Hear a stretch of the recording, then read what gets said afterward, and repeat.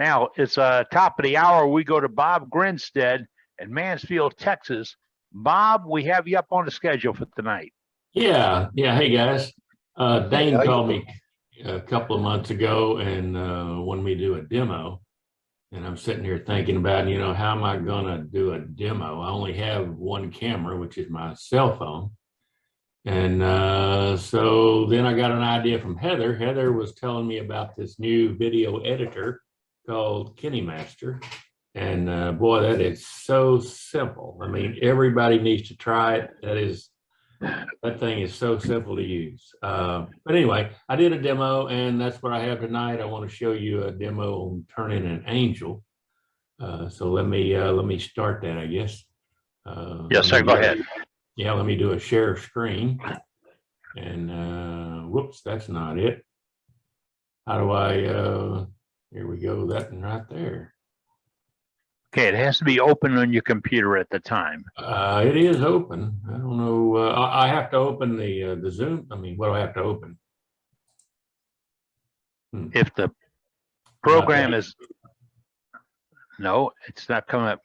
Not coming up. Okay, so let me back out. When you go to Zoom, do you see share in the bottom corner?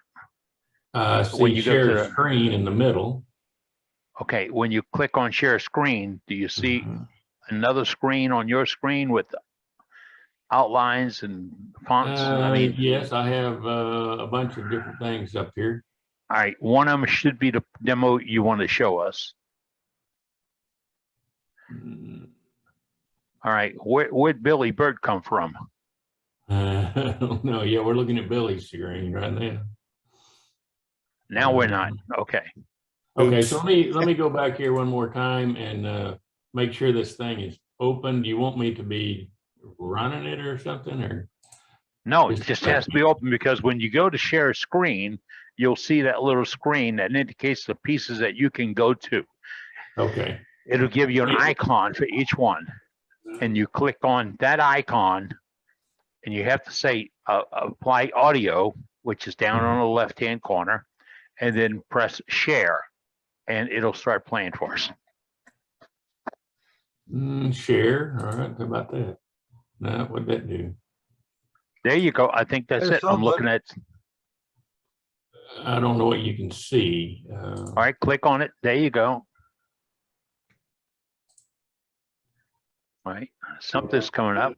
You're in a garage in a black. And I want to show you that what we're going to make. Okay. The little angel. Just 3 pieces. The base. Right. I don't know. Can you see anything or? Yes. Yeah, I see you and an angel and a black. Shirt, a black smock. Just expand it to full screen. Okay, I need to go out to full screen. Yes. There you go. There we are. How about that? Yep. Perfect. I start off by using a tube of sticks and Home Depot, Lowe's. They're pretty cheap. And then I make 5.5 inch. Can you hear it? I don't know. All right, hold on, everybody. We're going to let this video play. Let's keep down the chatter because it's overriding them. Okay. How can I increase the volume? You have any idea? Turn the volume up on your laptop. And you have to leave your microphone on for it to play through. Otherwise, it'll mute your share as well. Okay. So let me see. That, and I do have another piece here. I have a 1 inch square. Usually cut this about 8.5 inches and then make the body of it. And I'll show you all that in a minute, the dimensions. One other piece that I have base I make out of 2 inch squares. They're 1.5 inches thick and 2 inch squares. So they'll fit right in my job. And I can cut it up and turn a little 1/4 inch wafers out of it. And that's what I use for base.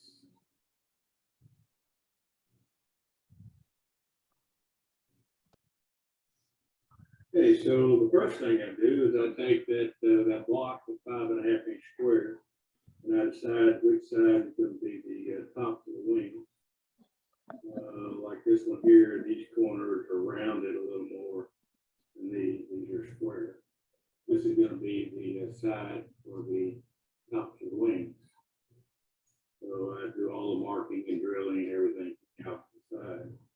So the first thing I do is find the center. I use this because I'm also going to make a circle here. Like that. So I can use this to square it up, center it up, and even if it's not 5.5 or whatever it happens to be, you can center this thing pretty easily.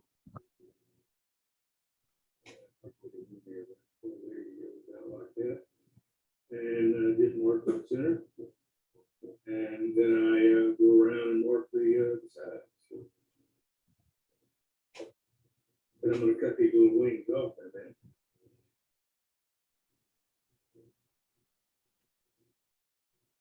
Just like that. So now you have a circle with a center mark. And you want to line it, and because you want the wings to go in the same direction as the grain. You line this up on your center mark, draw a line across there. It doesn't have to be perfect, but the closer it is, the better. So what I'm going to do is draw a drill 2 inch and 5/8 holes. See that they are 1 and 5/8 holes, one here and one here. And then come back and drill a pennant for my chuck, or a mortise for my chuck, with a 2 and an 1/8 deal for a 50 millimeter chuck. Over G3 chuck. So let me mark these out. So if I go to the center, and I mark off 1 inch and 5/8 in one direction and 1 inch and 5/8 from the other. And that's what I'm going to drill with that 1 inch and 5/8 bit. And all I'm doing here is just marking that so I can find it in a minute. Like this one, a little deeper. Okay. And let me go cut these edges off, tips off out here, and drill these holes for you. I'll be back in just a minute. Drill these. I made these holes a little deeper, I guess, or bigger than some people probably think I need it.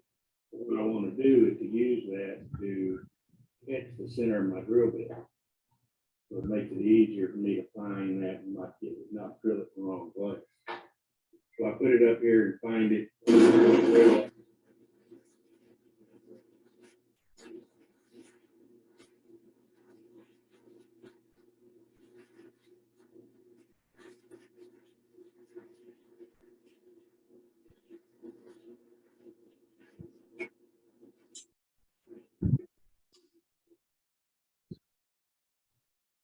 And I don't want to drill all the way through, because if I do, it breaks out the back side, when you punch through these things. So I'm just going to drill it almost through and then just stop, and we finish it when we turn.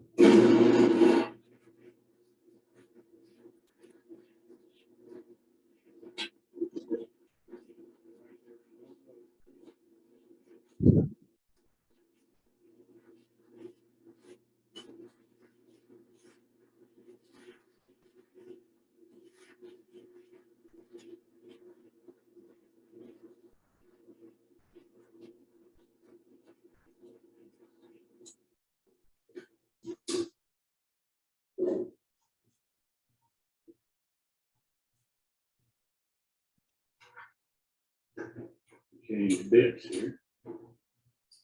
And we'll go to that 2 1/8 inch bit.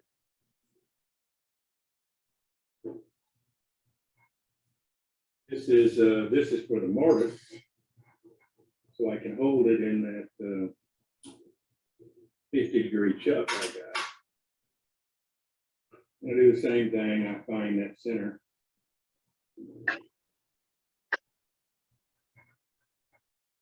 Point to drop in the hole.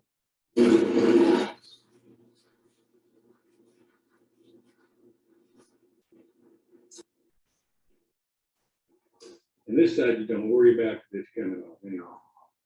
But you don't have to go very deep, and you know, an eighth of an inch or 3/16 is plenty.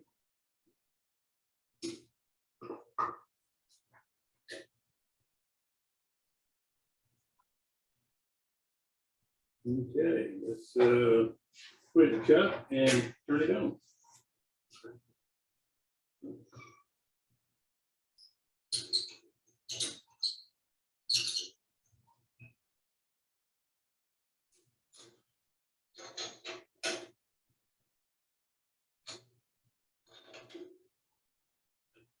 You do it a couple of times because the wood compresses every time you do it. So if you compress it, open it up until it sets, and then wait a few seconds. By the time you get to the other side and turn it again, you usually have a little slack from there. Tighten it up again. And I use the tailstock for support. And it doesn't take a whole lot. But it's the handle here, I got to move that. Let's see here. Let's bring this back up.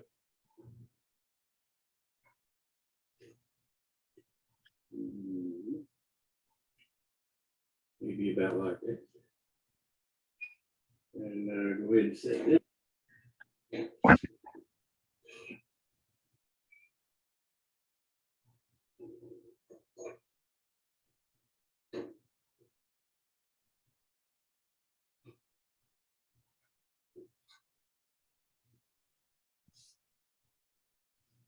Okay, about ready to go.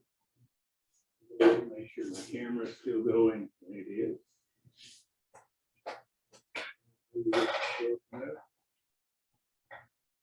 I usually turn these about 2,000.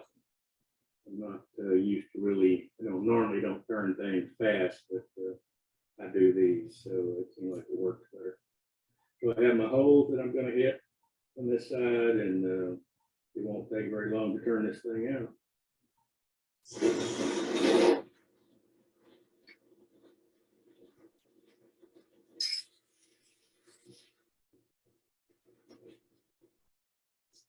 Did forget one thing, I got to have a face shield on.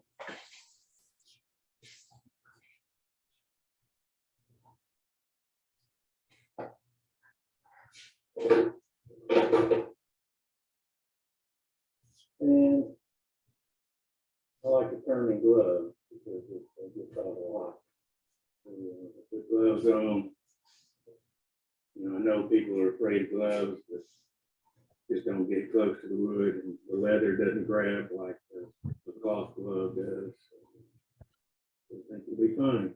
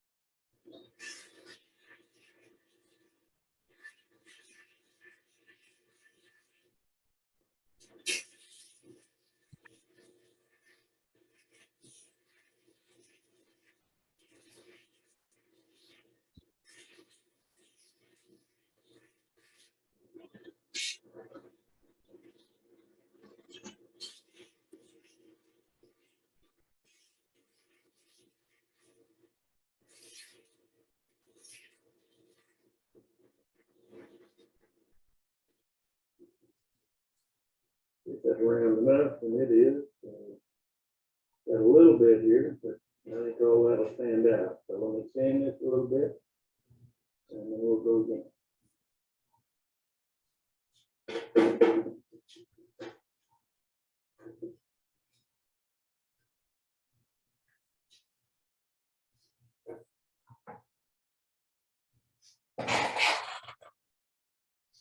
Okay, I've sanded it all, but let me kind of show you how I sanded it. Everybody probably knows, but anyway, I take these little sanding pads. They're buy them at Home Depot. Harbor Freight or anywhere. And you can see this one's pretty wore out, but I don't really use it for much other than a vacuum pad. So I take the little 5-inch deals and hold it up behind it and sand. And then this I take all the way down. I usually start at 50. And I'm still running at 2,000 because I don't care. I have a whole lot of sanding in it. And I go from 60 up to 400, maybe 600. And then I use just regular old brown paper. And what I'm trying to do with the deal is to polish it out. I really want it varnished. I want it, when you burnish it like that, the grain shows up better at the head, like this right here. I don't know if you can see it or not. But the grain shows up a whole lot better once you kind of burnish it, get it hot. Anyway, I did like the effect. So, let me stop, change the camera, and we'll do the other side. Good tip, Bob. It's so easy, so fast. It's just makes a nice little gift for a quick to do.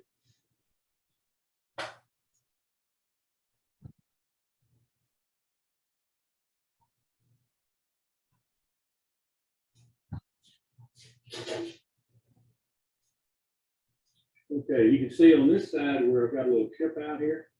Again, it doesn't matter. I can take it down past that. If you had blown through here with those holes, you would have a lot of chip out up here at the top where these holes are real thin. And it would definitely punch through and chip it out. So, like I said before, I don't like to go all the way through because I can go back and cut it right now and don't have to worry about it. This is not real tight up against it. It can be a little tighter. Basically, it's just sitting there. I just don't want to flip out of there too easy. So let me turn this on, and we're still at 2,000. The sanding was at 2,000. And now, all right, got it back on again.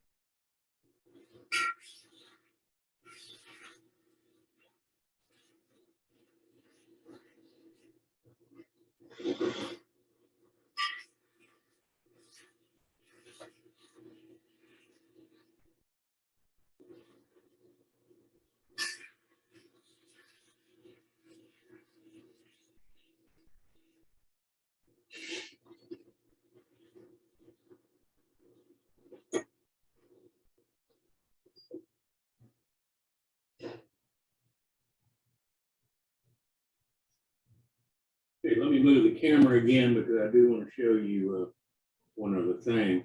If you look down the side of this while you're cutting in here, if you turn over here and you look down it, you can see how deep you're going. You can actually see the shadow and see how deep. And I can still go a little deeper. When you come back and you turn the back end off, your tenon off, I mean your mortise off, you do take some of that away, but it's still thicker. So let me move the camera on. Okay, I think you can see it. Can you see the shadow? You turn the light off, maybe it's easier to see that shadow under there or not. But you can definitely see it. And again, you can just see the depth that you're cutting.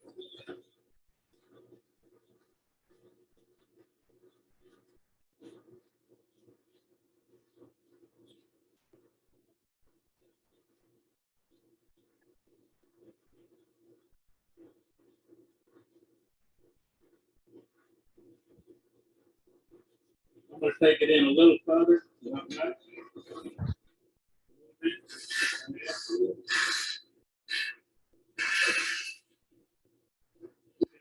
right down that side and put it in the side.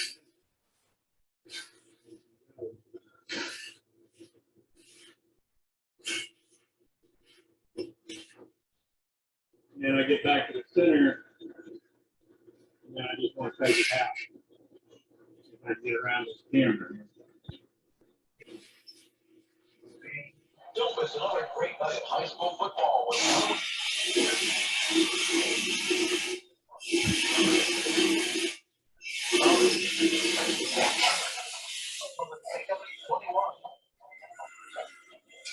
Morgan that feeds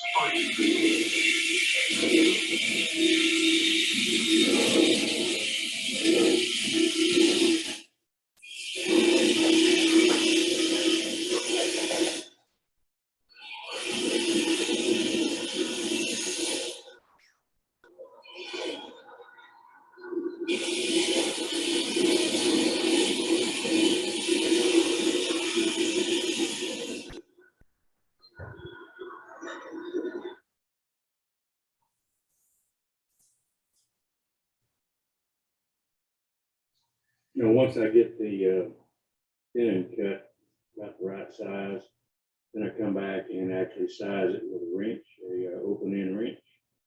And you can grind this tip down, the short side down a little bit. And just ease it in and get it the right size. So it's a 5/8.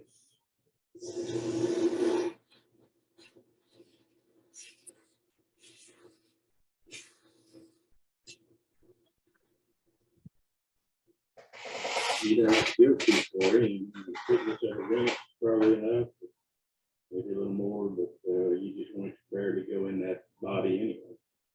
So that's it, pretty much.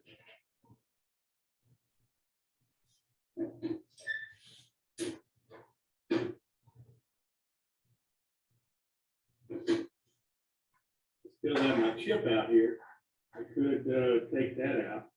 I could have took that out a while ago, but let's just see how much standing.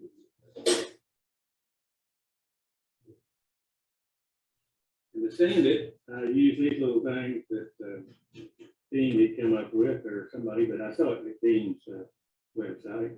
And there are these little sanding pads made out of junk packing material with some 2-inch Velcro that's sticky.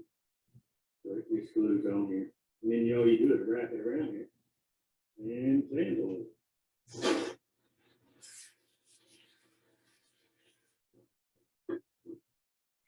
Let's see, let's put that out.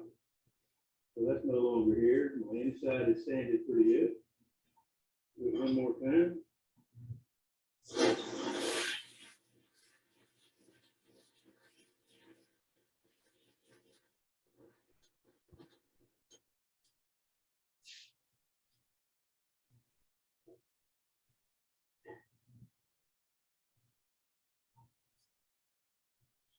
And then it's just going through the grits like before.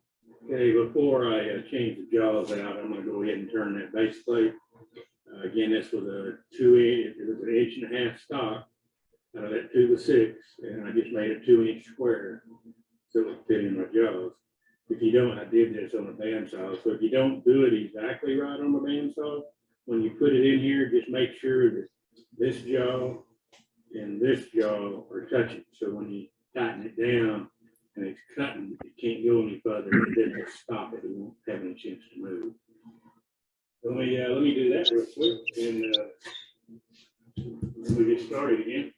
Before I get started, again, it's at 2000, and I like this little tool. This was something that Mark Soleil had. You see it or not? But Mark Soleil had used this, and I like it. This one here is a 1/2-inch spindle gouge, Robert Sorby, I think. Yep, Sorby 1/2-inch spindle gouge. You grind the back off. If you watch Mark Soleil's YouTube videos, he shows you how to do this. And if you call him, he'll even walk you through it. He'll do a FaceTime and walk you through doing that. but you basically you grind the back side of this thing off on a grinder, and then the part that you sharpen is only this last little 1/32 tip right here at the top. You're doing like this against the against your shortening wheel, your grinding wheel. So let me do this. Let me try.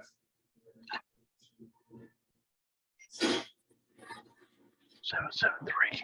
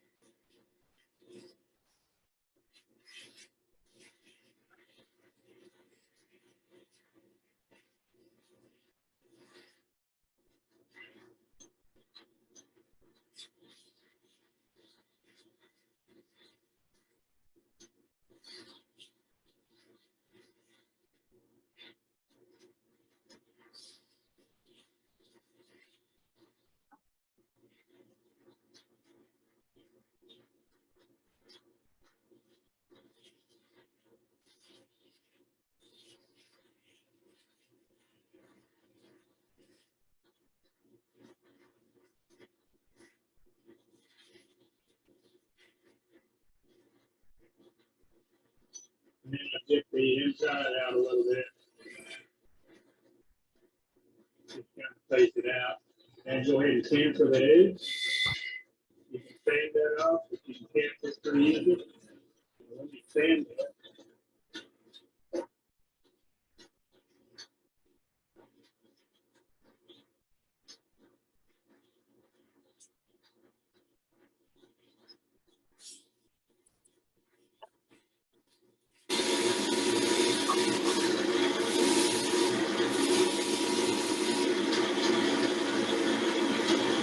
I don't get too carried away with the sanding. I'm going to bust this thing out, and the little base is pretty small, so I don't think it matters too much. So about a 220 is about as smooth as I get it.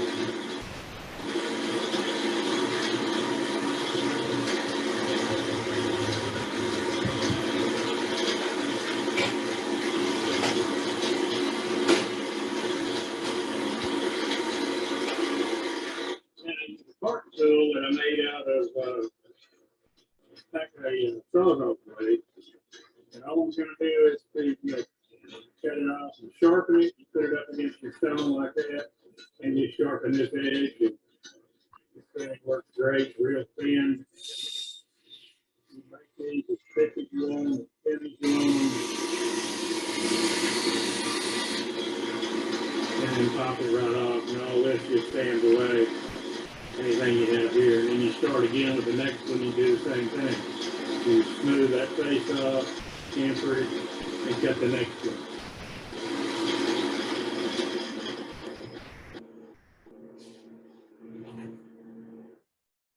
Okay, I changed my jaws out from 50 millimeters to the 10 jaws. And turn this thing around, and I'm holding it by that 5/8 inch tenon that I made. This is kind of delicate, you know, it's kind of flimsy. Sometimes the wood is soft, sometimes you break this tenon off. Back on with a little super glue, little 3408, about the only thing I ever use anymore. But to glue it back on with super glue and let it set and harden up and turn it again. And it never breaks the second time. It's always the first time it has a little fault. But you are delicate about this. You want to take a little bit of time off and cut this down. When you put pressure back on the tailstock to pull that live center in, don't press real hard. You just make the hole doesn't bother me, so I don't turn it all the way out. Sometimes I do. You don't have to. I've got enough stock here to where I could do that. This is plenty thick through here to do that. Anyway, so let me go ahead and turn that out and show you what that is. And going back to, oh, by the way, I started out with a 5/8 inch hole gouge, and that's what I like. That's what I'm going to use again. Now, let me get a patient. I do not want it coming up and hitting me.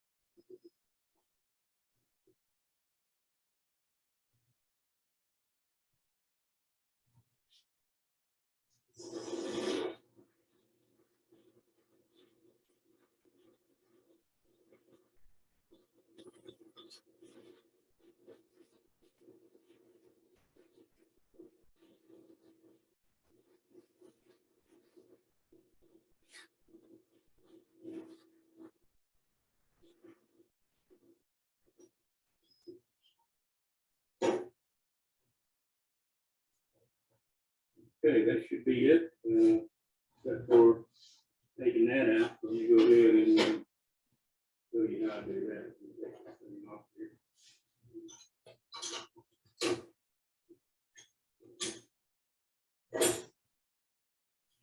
And I do have a little nub, which you could have cut out, but I don't care. I'm going to come back and grind it out and then sand that again. And so you'll never see it. And that's it, except for taking these out. So let me move it.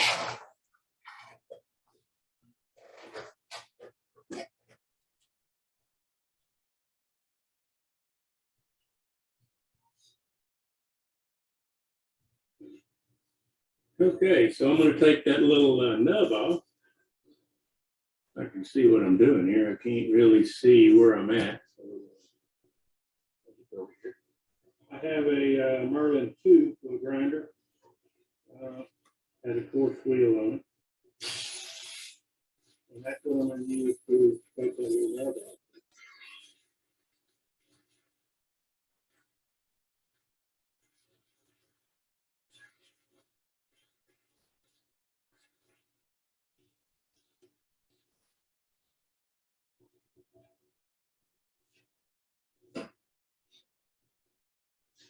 Okay, and then the next thing I want to do, okay, I want to sand that nut down a little bit so it's still a little rough. So I've got a 220 or 240 on here. My shop key for the for the drill press. I have a magnet up here. I got it somewhere, probably Harbor Freight, and just suck that key to it. But all the time.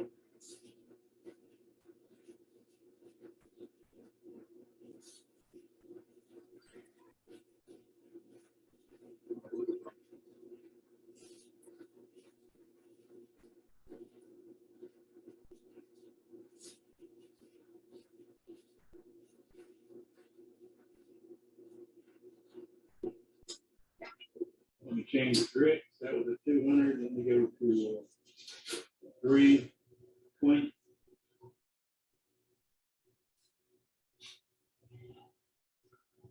And then I'll probably stop at a 320. I could go, 400 or wherever.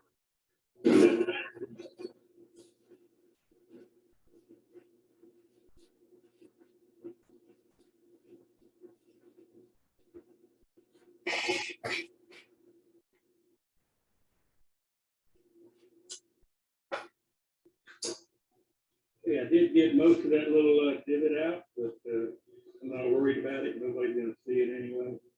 Only a wood turner or somebody does stuff and would not look at it. So, yeah, there's a divot. Okay, now we're going to cut these. Let me do that.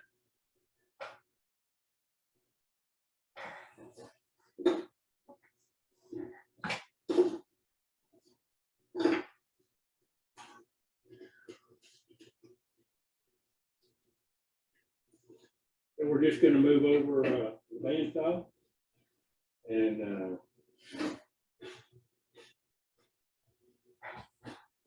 clean it up a little bit.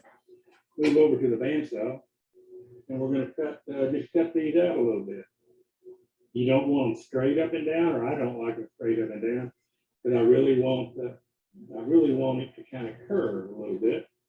But you don't want this too close together, because it's too hard to center it around the head or the body. So you want a little separation here, so if this discrepancy you have doesn't show up, you don't really see it. The other thing is when you're doing this, these wobble. See how it walks like this? Mainly because this thing is sticking too high. But all you do is turn it down, pick this bottom up, force it down, and I make the first cut so it doesn't try to cut everything at once. Turn it over an angle.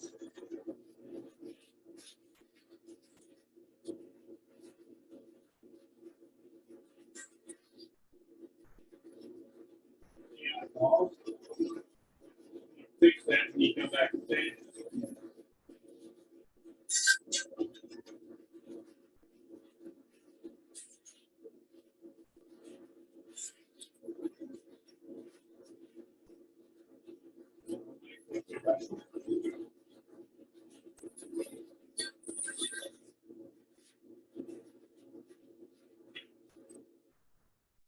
Okay, now I want to sand it again.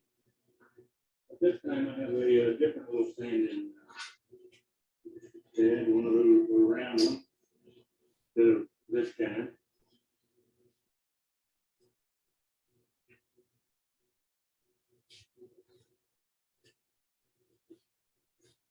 And then reposition it so I can see it, sand it. Yeah, okay, let's see what that's doing.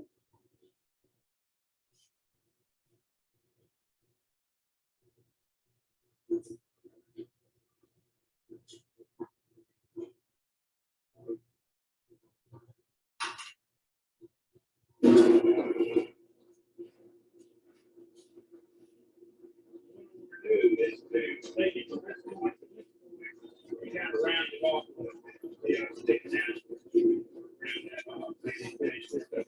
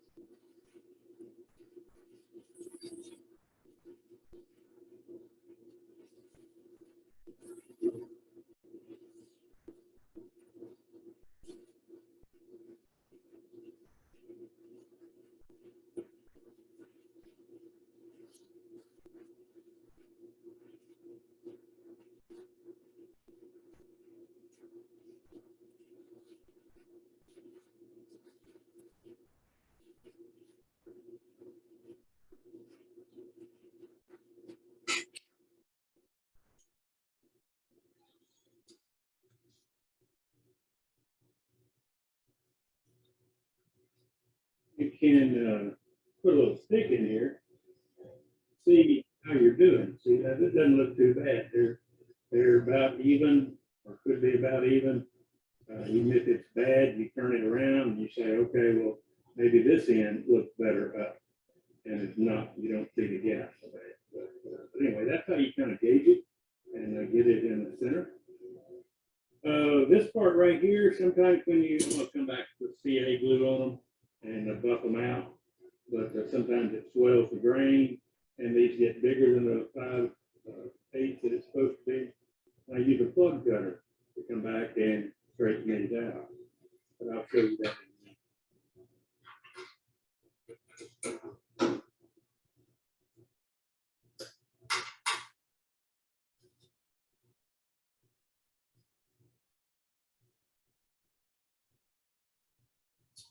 Okay, the body is made out of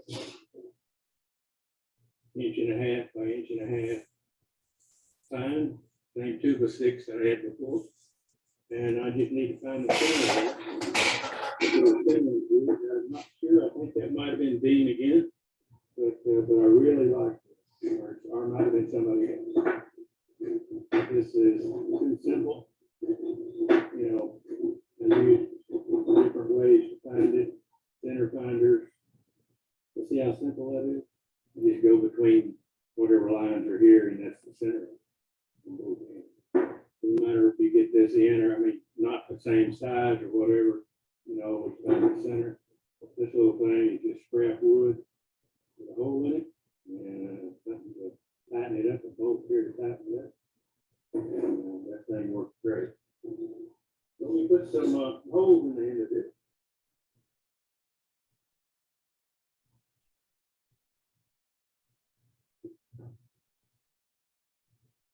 And it's soft enough to where I can use this knife pick for this hole.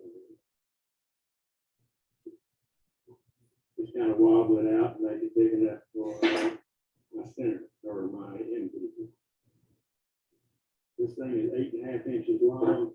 The body is really shorter than that, but I need to cut some of it off. That allows me to do it 8.5. I have plenty of room to come back and cut that off. So let me turn this. Okay, I use a spur drive on one end. The other end is just a live center. And I try to watch where any defect, any defects are going to be. This one here looks like there is a limb going through here. I don't think it's going to matter. It might still show, but I don't really care. It's going to be in the base somewhere. The head looks pretty clear, so that's the way I'm going to turn it. Let me set these up a minute here. Let me get on the other side of that camera. Find my hole. Find this hole. If you have trouble with that spur drive catching and holding, it slips a lot on me. I'm pretty aggressive, so that does slip a lot. On this, it doesn't so much because it's too lightweight. I can pretty much turn it without any problem.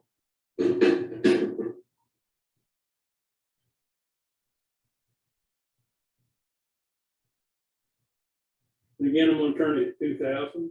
And right now, all I want to do is just kind of get it round. I'm back to this spur. If the spur is slipping, I just use the bandsaw to cut an X in here on the bottom. One direction, flip it the other way, cut it again with the steel. Doesn't have to go deep, 1/8 of an inch, anything for the tips to go in. And then it'll usually sit in here, or you can pound it in, with a mallet and knock it in there and make it hold better. But this is lightweight enough. It hadn't been a problem. So let me turn this on and see if we can do something.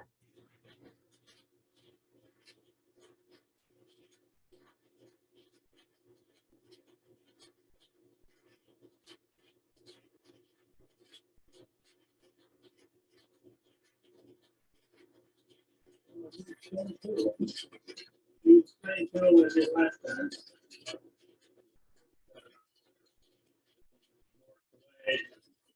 Now, around the little different.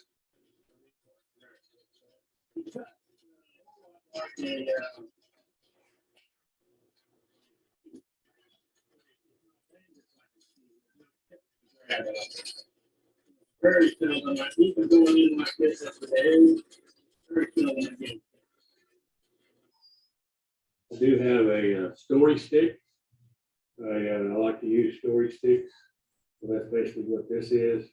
Once I get this trued up, then I can put this up here and mark off my text section. The body, the base, the body, and the head.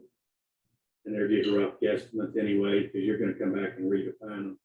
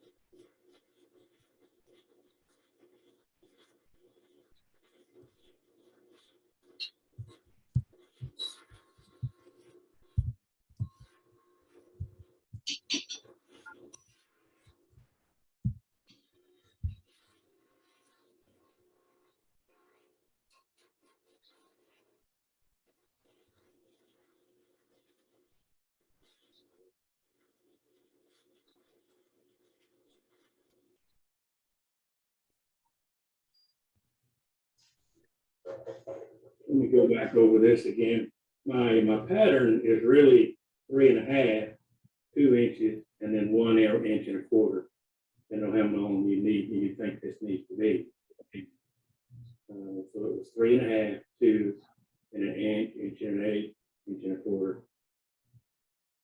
And there's plenty of room down here if you screw up like that right there to pop some of that off. But a lot of that's gonna, like I said, it's going to come out, stand out, or even be cut out here.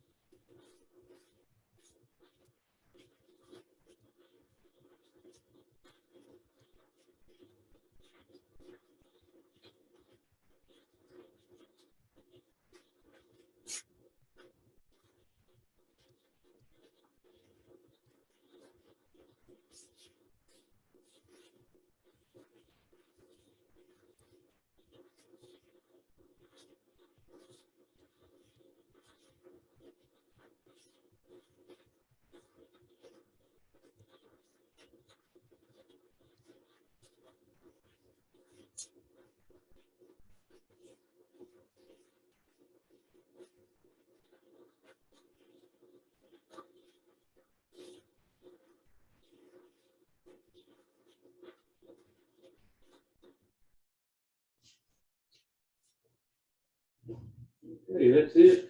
Cutting this thing off. We'll go ahead and do that.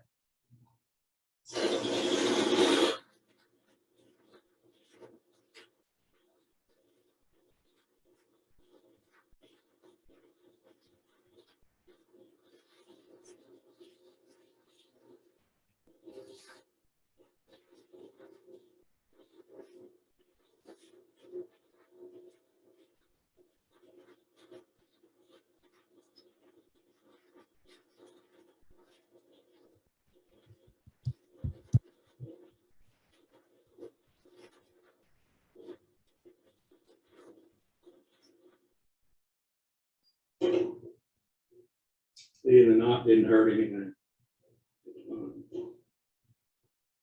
You don't care.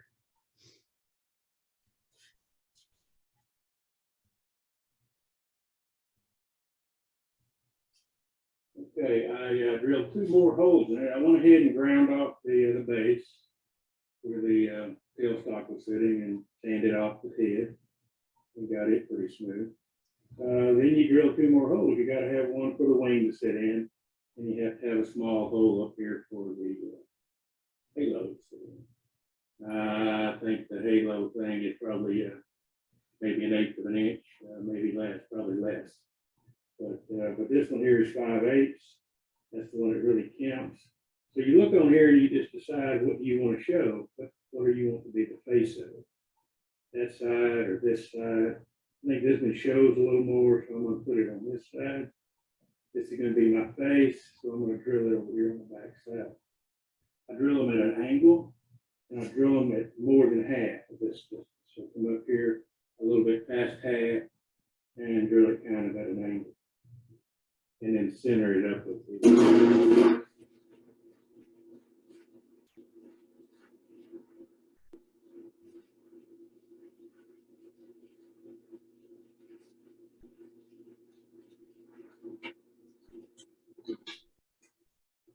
and it doesn't have to be too much. It's even off on this one. Doesn't matter because you're going to be able to position that wing where you want it in. Now I just need one more hole. So, let me do that real quick. Now I think I can tell you what size hole that is. You just want it smaller than your halo and the wire you're using for the halo.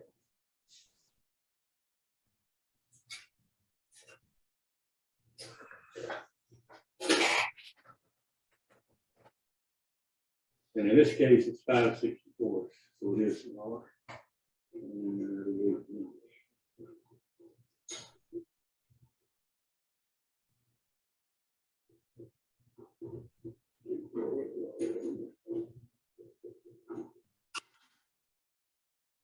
And you just want it on the back of the head so you get it in line with this one. You don't want it straight in. You want it kind of at an angle and not in the top of the head or the side, just put an angle in it. So that's what I just try to do.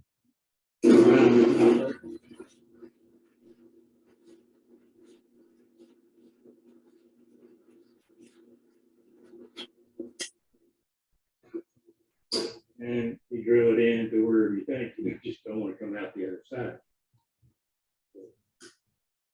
Let me, the next stage is to put epoxy on. Okay, I want to put epoxy on here. 3408.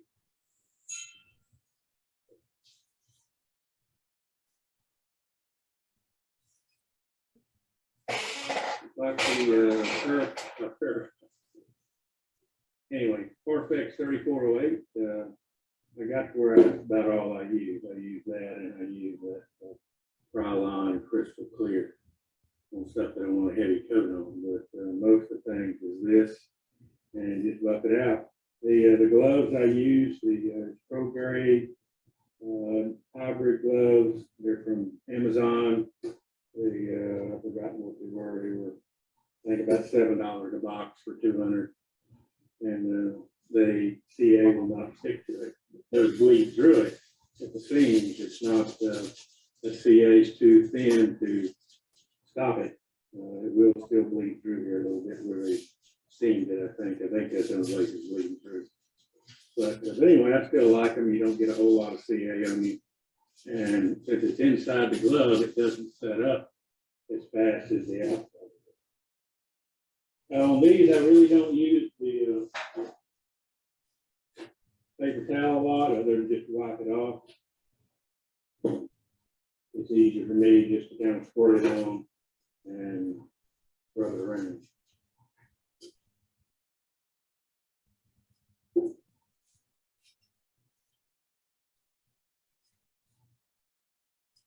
It seems to be faster than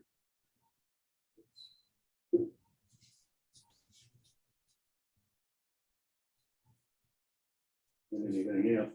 I do like these too. These are that you join joists together or pieces of wood together with.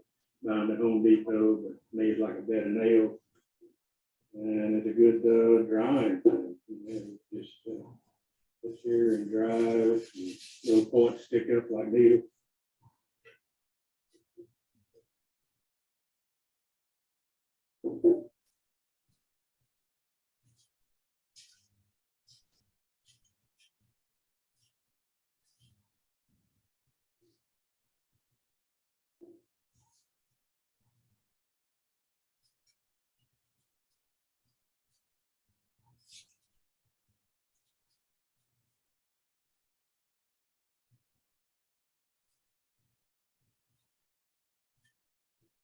And then once I get it on here, then I just come back and wipe it off. You don't want it to set up. You don't want it to be a thick coat on here because it's too hard to come off. It'll actually make it look bad. It goes too thick. And I come back later, you know, if it's beginning, if I got it too thick and it looks bad, making clumps or something, well, I'll come back and sand all that. Lightly sand it and sand those spots out of it. Just like that, and set it up, and then we'll buff it as that gets dry.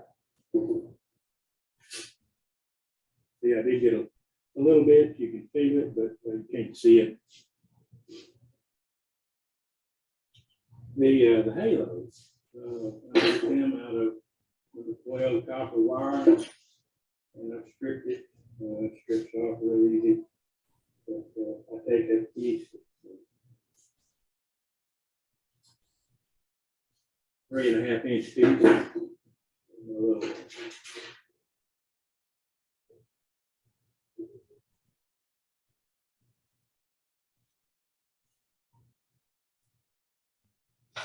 It's I take a 3.5 inch piece, but again I use the storyboard, so I don't have to keep repeating myself every time and bring it out of there.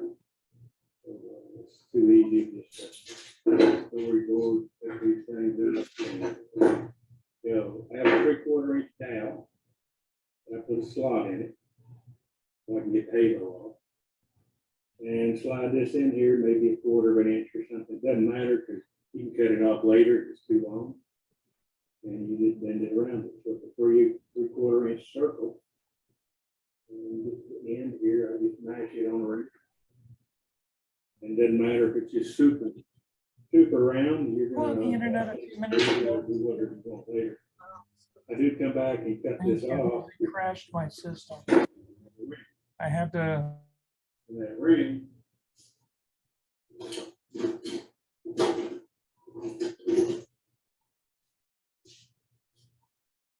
The ring, you can come back and bend that little tab down like that to hold the halo. So anyway, it makes a cute little halo on top of it. Just like this one. See, it's been the same way. Drill that same little 5/64 hole, and you just push it in there. And you can glue it in here if you want to, but I don't ever glue them. It's usually tight enough to where I don't have to glue it. But I think the halo adds to it. And I saw them with wood halos, but I like these better. I like the copper halos. So now we just wait till that dries.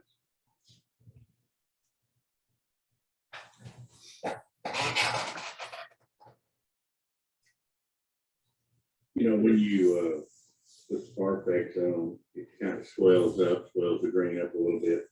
So now this is tight. It'll still go in here if I force it in here, but it's a little too tight for what I want.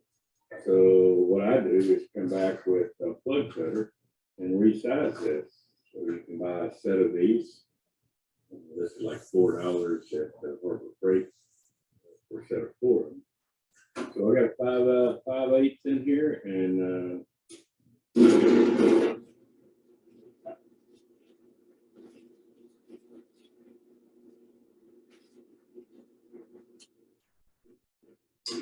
now he's 5/8 again.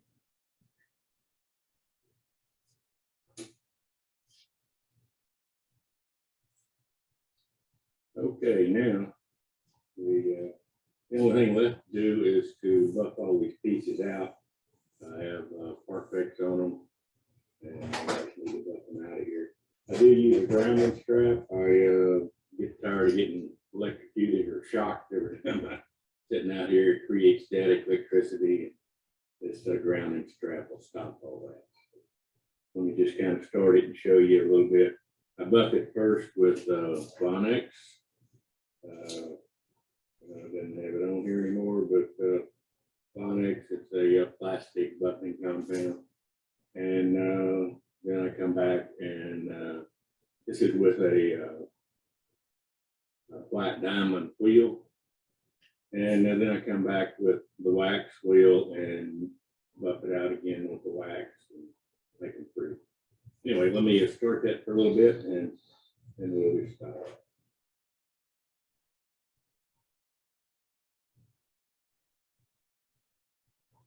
One other thing, the Bonex, Mark Slade told me never to run that more than 1700.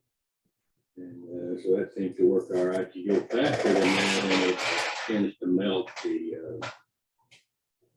CA glue, and you get streaks or spots. And the same thing with the wax. You know, Mark said to never go over 1,000 with the wax glue. It's the same principle. You don't want to go too fast. You just want to buff it. So let me get started here, and I'll show you what this is.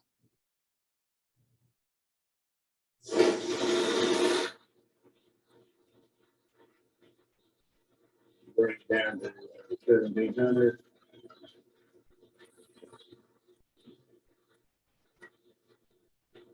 Use face shield just so it doesn't go all over me.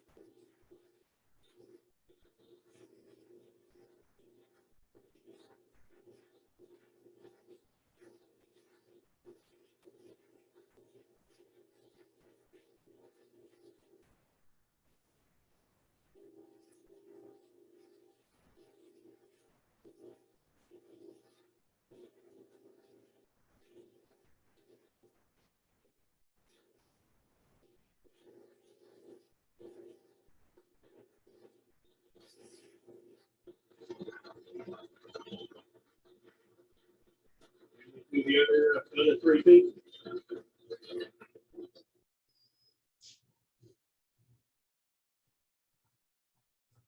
Okay, the only thing left now is a little assembly.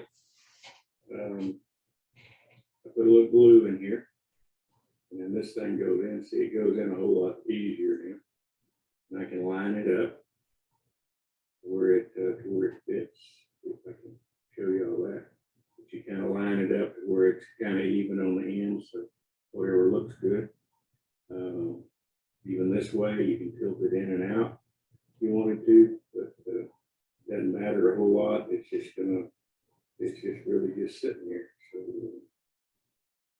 get all that in. You can put the halo in. I probably should put the halo in first. Let me do that real quick. But the halo just presses in here. Just like that, and then you can bend it wherever you think looks appropriate. Glue that piece in and glue it on the base, and there you have it. See, it will almost stand up.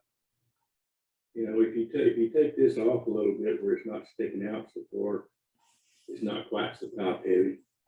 But then at that point, you're too far in, to me, make the wings look real good. So I don't do that. I just glue it onto a base, and it can be all one piece, and it still looks fine. Anyway, that's it. That's my demo, and I appreciate it. Thanks for watching.